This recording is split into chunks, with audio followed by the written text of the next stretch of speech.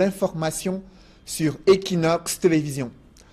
Lors de la célébration de la Journée internationale des droits des femmes, elles ont pris l'engagement de mutualiser leurs forces pour justement atteindre les objectifs de parité homme-femme d'ici 2030, des femmes camerounaises qui affichent les ambitions de s'imposer dans les cercles de décision politique une détermination à accéder aux mairies, mais aussi au Parlement lors des prochaines échéances électorales, des ambitions qui ont été dévoilées lors de la parade de festivités marquant la Journée internationale des droits des femmes du côté de Bafoussam, mais aussi dans plusieurs autres localités dans la région de l'Ouest. Dallas Tiana et Jean-Paul Founiat.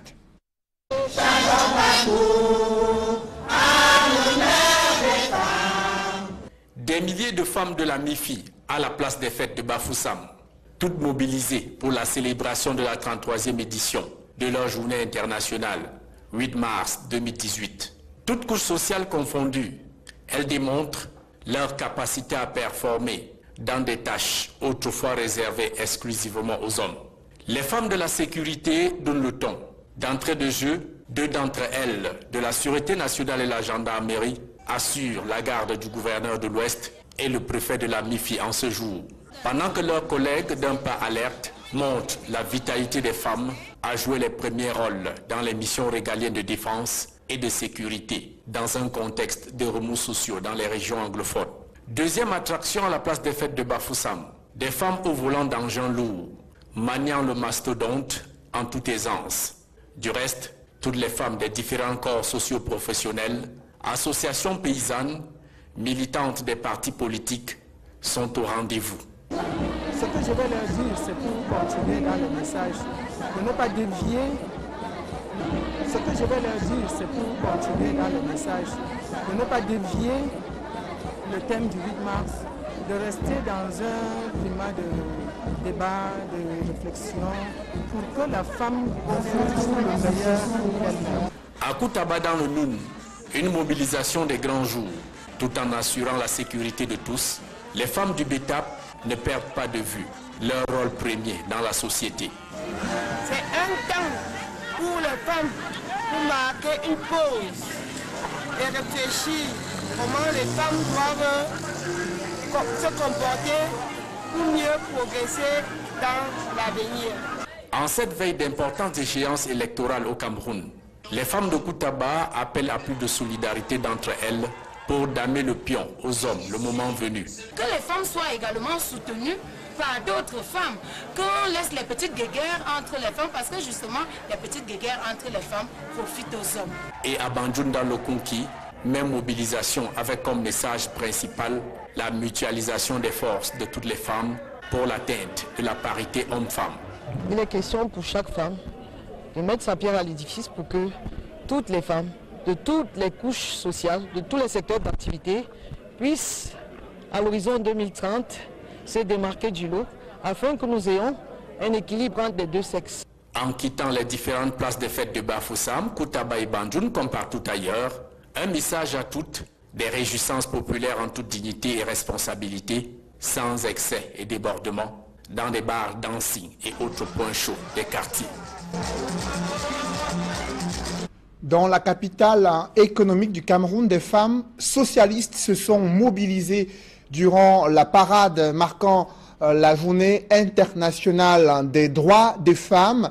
Elles se sont mobilisées pour marquer leur ambition et afficher leur détermination à participer. Mobilisées pour marquer leur ambition et afficher leur détermination à participer aux prochaines échéances électorales. Vous le voyez en image, le défilé tel qu'il s'est déroulé dans la capitale économique du Cameroun en présence des parlementaires femmes à la tribune du côté de la vallée Besséké, mais aussi le gouverneur de la région du littoral aux couleurs du PAN du 8 mars pour soutenir les femmes en cette journée internationale consacrée à leurs droits, aux droits des femmes. À Banganté, toutes les femmes n'avaient pas vraiment le cœur à la fête. Très peu, elles étaient assez nombreuses à botter en touche la célébration de la Journée internationale des droits des femmes. Par contre, d'autres se sont mobilisés à la place des fêtes pour marquer leur intérêt et défendre leurs droits durant des festivités organisées dans la ville de Banganté. Reportage, Jérôme Narcisse Sabzé. Voici le centre-ville de Banganté en ce 8 mars 2018 où on célèbre la Journée internationale de la femme. Pour cette édition, bon nombre de femmes, commerçantes communément appelées Bayam Salam, assises derrière leur comptoir, semblent ne pas accorder grande importance à cette journée. La fête, d'un intérêt, tout le monde ne fête pas. Moi, je suis libre d'être derrière mon comptoir. Oui, parce que je sais que je suis femme. Toute femme camerounaise doit défiler, mais c'est pas obligé. Non loin d'elle, l'on aperçoit une autre commerçante qui, elle aussi, a décidé de briller par son absence à la place des fêtes de Banganté. Mais ici, les raisons sont diverses. Très bonne. Donc moi, j'interviens aussi de ma façon. Pour la fête du 8 mars, j'interviens aussi de ma façon. Je sais que vraiment on a très bon. Pour la fête du 8 mars, j'interviens aussi de ma façon. Je sais que vraiment on a très bien fait pour donner une journée comme ça aux femmes. Donc, on nous a trop pensé. Et comme on a vu que les femmes travaillent trop. Donc, même comme je suis derrière mon marché, ce n'est pas parce que je néglige la fête. Voilà même mon visage, voilà ma jambe derrière, que je veux honorer ma journée avec. Dans plusieurs artères du centre urbain de la même ville, d'autres femmes semblent plutôt préoccupées par des problèmes qu'elles jugent plus importants que le fameux pan du 8 mars. Le 8 mars, c'est un jour comme tous les autres chez moi, ça n'a pas trop d'importance. Alors, en ce jour, qu'est-ce que vous faites concrètement? Je suis à la maison, je m'occupe de mes enfants et je fais des petits travaux ménagers. Cela n'a tout de même pas empêché une bonne majorité de la gente féminine à respecter le traditionnel rendez-vous de la place des fêtes de Banganté. Une célébration présidée par M. Oumarou Aman Wabi, préfet du département, qui dans son message n'a pas manqué d'exhorter les femmes de son département à se montrer responsables entre le 8 mars 2018. Ni un carnaval, mais plutôt un outil de sensibilisation et de plaidoyer qui invite à agir ensemble pour bâtir un partenariat social vecteur de développement durable. Je mets donc le vœu de voir la population du Nil s'approprier ce thème pour vivre la journée. Et pour clore les manifestations liées à cette journée, un grand défilé a donné l'occasion aux femmes par services et associations de se livrer à une grande parade à la place des fêtes de Banganté. Elles sont de plus en plus nombreuses, des femmes qui refusent de porter ce pagne spécialement conçu pour la Journée internationale de la femme au Cameroun. Dans la ville de Douala, elles déplient pour la Journée internationale de la femme au Cameroun. Dans la ville de Douala, elles déplorent l'inutilité de ce pagne. Elles ont vaqué normalement à leurs occupations loin des festivités et réjouissances. François Dikoumé et Flavien Dongo. Malgré l'effervescence observée ce 8 mars 2018, il y en a quand même qui n'accordent pas d'importance à cette journée dédiée à la femme. La journée ne me dit rien parce que ce qu'on fait aujourd'hui, chaque femme pourrait le faire n'importe quand. Ce n'est pas qu'une seule journée pourrait changer quelque chose. Je ne suis pas intéressée par le 8 mars. Ce n'est pas une fête à célébrer. Cette autre catégorie qui balaie du revers de la main la nécessité d'arborer le pain du 8 mars qui varie au fil des ans trouve qu'il y a mieux à faire. Le 8 mars est une journée qui a été instituée pour valoriser ou alors défendre les droits de la femme. Rien à voir avec l'habillement, le paraître, mais c'est l'être, la femme. Qu'est-ce qu'elle pense, qu'est-ce qu'elle a comme droit, qu'est-ce qu'elle doit défendre, qu'est-ce qu'elle doit mériter dans la société. Et même celles qui ont pris pour habitude de participer à ce rendez-vous annuel, les couleurs proposées pour l'édition 2018 sont le motif de désintérêt pour cette dame. Il y a eu plusieurs couleurs, mais aucune couleur ne m'a intéressée. Le pain en lui-même, c'est un accessoire qui... on peut s'en passer. Il est déjà coûteux. Pourquoi utiliser un pain apporté pour un seul jour et après? Voyons les choses dans le long terme. Le 8 mars, mieux qu'une journée des agapes, devrait être une occasion pour la femme de se regarder dans la glace et de penser son avenir en termes d'amélioration de ses conditions de vie. Le fond qui compte, c'est que qu'est-ce que j'ai pu faire ce jour? Si je suis épouse, est-ce que j'ai démontré ce jour le meilleur à mon époux? Si je suis mère, est-ce que ce jour j'ai démontré le meilleur à mes enfants? Au lieu de s'habiller en pagne de 8 mars, on devrait plutôt méditer sur ce que doit être une femme au foyer, une femme entreprenante, savoir que doit être une femme au foyer, une femme entreprenante, savoir comment évoluer. Donc faire des rencontres entre femmes, parler et épiloguer sur le sujet de la femme battante, entreprenante. La célébration du 8 mars à Douala est un événement qui se déroule à plusieurs vitesses, si l'on s'en tient aux attitudes de certaines femmes.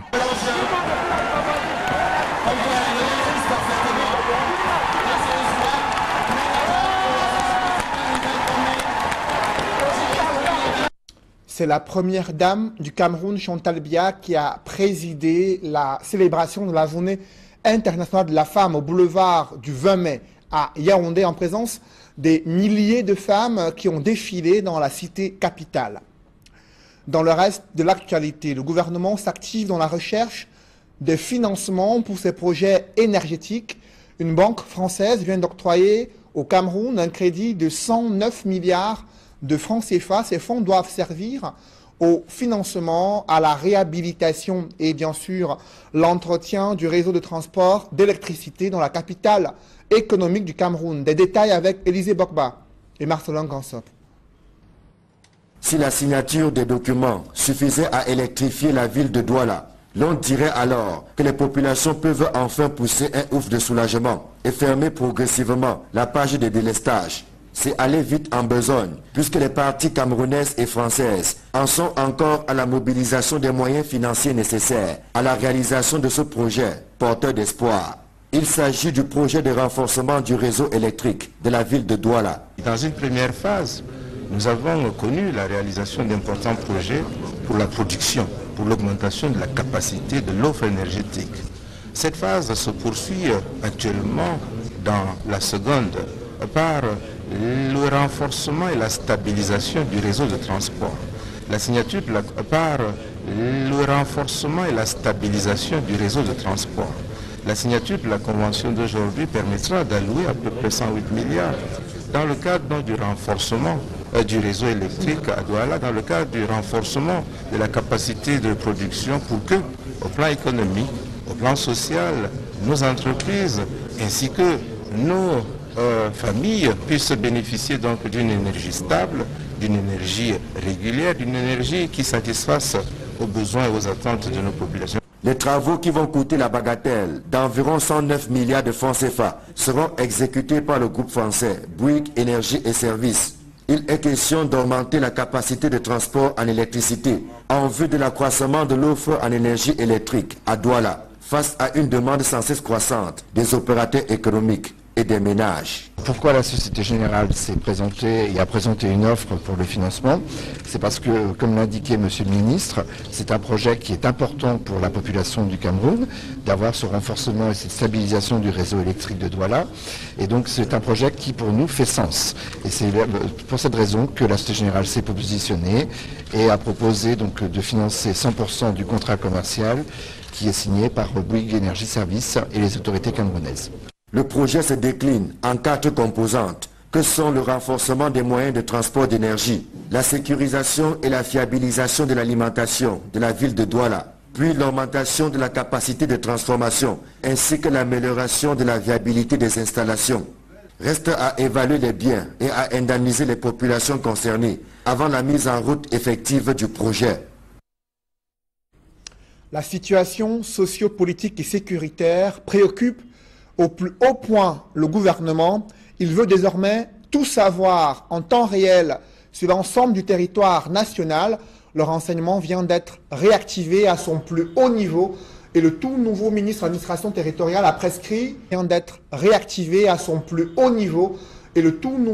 l'administration territoriale a prescrit au préfet, au gouverneur et sous-préfet de l'informer au moins 2 fois par jour de la situation qui se déroule dans leur circonscription administrative. Explication avec Serge Alain Otto et Carlos Minoué. Dans un document qui inonde les réseaux sociaux et dont l'urgence est signalée, Paul Atangandi, ministre de l'administration territoriale, nommé il y a quelques jours, soumet déjà la préfectorale à un rythme effréné. J'ai l'honneur de vous demander de bien vouloir dorénavant faire le point de la situation socio-politique et sécuritaire de vos circonscriptions respectives. C'est à 9h30 que le premier bulletin de renseignement des services du sous-préfet doit atterrir sur la table du préfet, qui le transmet par la suite au gouverneur de la région concernée, au plus tard à 10h30. Et c'est ce dernier qui se charge de faire parvenir à Paul Atangandi son premier bulletin de renseignement quotidien, et ce, à 11h. Le second lui parviendra à 16h par le même circuit. Ainsi donc, en l'espace de 90 minutes, le président de la République est au fait et dispose quotidiennement, d'après Paul Atangandi, des données complètes et actualisées sur la situation sociopolitique et sécuritaire des arrondissements, départements et toutes les régions que compte le Cameroun. Je vous engage à une rigueur soutenue dans l'élaboration et la transmission régulière des dits documents, qui doivent demeurer des sources précieuses d'informations sur la vie de la nation et sur le fonctionnement des services publics. Paul Atangandi prescrit ainsi la rigueur à ses troupes dans la transmission des informations précieuses. On peut comprendre le nouveau patron de l'administration territoriale doublé de sa casquette de secrétaire permanent du Conseil national de sécurité. Il souhaite par la même occasion être informé sur le fonctionnement des services publics, ainsi que tout autre fait majeur survenu dans une circonscription quelle qu'elle soit. Une jolie belle manière pour Paul Atangandi, le premier flic du Cameroun, de réactiver le renseignement. Une jolie belle manière pour Paul Atangandi, le premier flic du Cameroun, de réactiver le renseignement. Des chiffres inquiétants dans ce journal. 30% des Camerounais souffrent des maladies cardiovasculaires. Le diabète et l'hypertension sont les principaux facteurs de risque. Des cardiologues tirent la sonnette d'alarme sur l'ampleur de ces problèmes de santé publique. Des experts internationaux sont réunis à Yaoundé pour élaborer une stratégie en vue de lutter contre ces problèmes de santé publique et ce tueur silencieux, à savoir les maladies cardiovasculaires. Reportage Élisée Bokba et Marcelin Gansa. Plus de 700 médecins de diverses spécialités au chevet des maladies cardiovasculaires. C'est un jeu qui vaut la chandelle au regard des ravages de ces maladies. On estime à peu près à 30% de la population qui est atteinte par les maladies cardiovasculaires, en particulier l'hypertension, le diabète, qui atteignent les personnes de plus en plus jeunes et qui entraînent des complications souvent fatales comme l'AVC, qui est devenue une pathologie très fréquente au Cameroun. Pour son 11e congrès, la Société camerounaise de cardiologie attire l'attention sur l'hypertension et le diabète. Deux tueurs dont l'association ouvre grandement les portes du désespoir. Environ 30% de Camerounais adultes sont hypertendus, 7% environ de Camerounais sont diabétiques et 23% de sujets âgés de plus de 18 ans sont obèses. Mais lorsque vous avez le binôme ou le couple, on appelle ça un couple redoutable, hypertension artérielle et diabète, cela aggrave le pronostic du patient. C'est pourquoi nous sommes réunis ici, non seulement avec des Camerounais, mais également avec des confrères d'Europe et d'Afrique, pour faire le point sur ces deux maladies, échanger des expériences vécues dans les différents pays, apprendre sur les nouvelles techniques de traitement de ces affections. Avec une 80aine de cardiologues pour au moins 24 millions de ces affections. Avec une 80aine de cardiologues pour au moins 24 millions de Camerounais, le ratio demeure faible, soit un cardiologue pour environ 300 000 personnes. Du coup, les autres acteurs de la chaîne médicale sont mis à contribution pour faire reculer les maladies cardiovasculaires au Cameroun.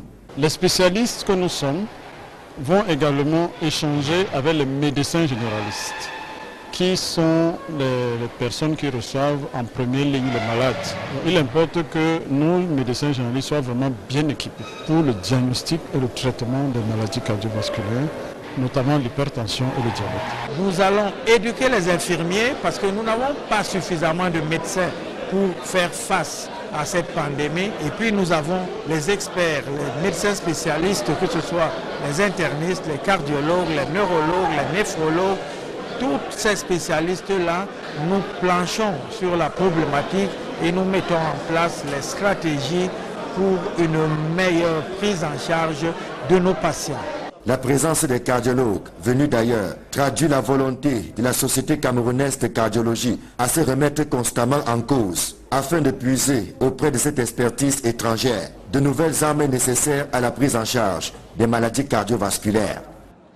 Et des médecins insistent sur les mesures préventives pour barrer la voie aux maladies cardiovasculaires. À ce sujet, je vous propose de suivre les conseils du docteur Jules Debet, il est cardiologue et secrétaire général adjoint de la Société camerounaise de cardiologie. Insister sur le dépistage de ces maladies-là. Parce que vous savez que nous sommes en Afrique, nous sommes tout simplement en train de mettre en place la couverture santé universelle qui n'existe pas pour le moment. Donc la plupart des patients, moins de 15% de la population est couverte par une assurance. La plupart des patients, même lorsqu'ils sont dépistés, n'ont pas les moyens financiers. La plupart des patients, même lorsqu'ils sont dépistés, n'ont pas les moyens financiers pour acquérir leur traitement et être suivis convenablement. C'est la raison pour laquelle nous devons mettre l'accent sur la prévention pour éviter d'en arriver à la maladie, parce que la prévention cardiovasculaire, ça appelle quoi? Ça appelle le dépistage, donc se faire dépister et éviter de s'exposer aux facteurs de risque cardiovasculaire. Ça amène à conseiller aux uns et aux autres une meilleure hygiène de vie, diminuer la consommation de sel, diminuer ou arrêter la consommation d'alcool, arrêter complètement le tabac, faire de l'exercice physique. Ça ne demande pas à faire du sport de compétition. 30 minutes de marche à pied, 3 fois par semaine sont suffisants pour diminuer le risque de développer ces maladies cardiovasculaires-là. Toujours dans ce chapitre santé, une campagne de vaccination contre la poliomyélite a suscité la réticence des femmes résidentes à Kousséri, à l'extrême nord du Cameroun. Des rumeurs sur les risques de stérilité de ces femmes ont couru durant cette campagne. Du coup, elles ont refusé que leurs enfants soient bien sûr vaccinés contre la poliomyélite. Il a fallu l'intervention des autorités traditionnelles et autorités locales pour bien sûr apaiser les tensions et leur permettre de comprendre l'importance du vaccin contre la poliomyélite pour leurs enfants. Reportage. Les journées de vaccination contre la poliomyélite démarrées à Kousséri dans la région de l'extrême nord ont failli tourner au drame. Pour cause, une rumeur répandue comme une traînée de poudre faisait état de ce que ce vaccin est mortel et rend stérile.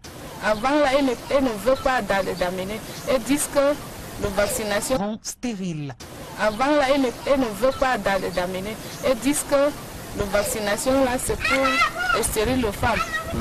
Que si tu pars à la vaccination, si on t'injecte là, tu n'enfantes.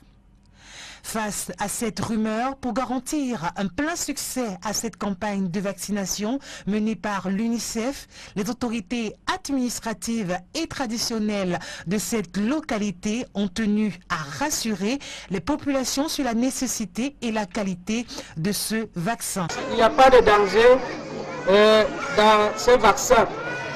Donc, nous allons d'abord commencer à nous administrer pour montrer qu'il n'y a pas de danger avant d'administrer aux enfants. Cette campagne de lutte contre la poliomyélite, dont les cibles principales sont les enfants de 0 à 5 ans, permet de mettre ces derniers à l'abri des paralysies à vie. Notons tout de même que la méconnaissance du calendrier vaccinal par les parents, l'insuffisance de communication en faveur des vaccinations, les formations sanitaires non fonctionnelles, entre autres, justifient le taux élevé d'enfants non vaccinés contre la poliomyélite au Cameroun.